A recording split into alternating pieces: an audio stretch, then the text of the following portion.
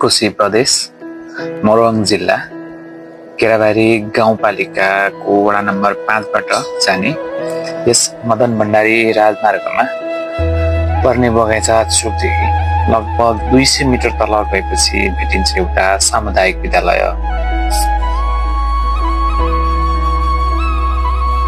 यही मसिनेको फेदबाट सुरु भएको शिक्षाको यात्रा छेउमा उभिएको स्वर्ण महोत्सवको स्तम्भले कति लामो छ भनेर थाहा पाउन सकिन्छ।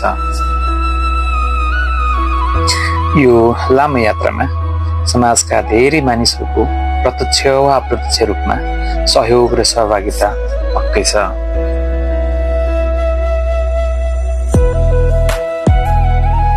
उत्तरी मोरङमा 2030 सालदेखि यस श्री सावित्री माध्यमिक विद्यालयले गुणस्तरीय शिक्षा प्रदानको आफ्नो प्रयासमा निरन्तर लागिरहेको छ।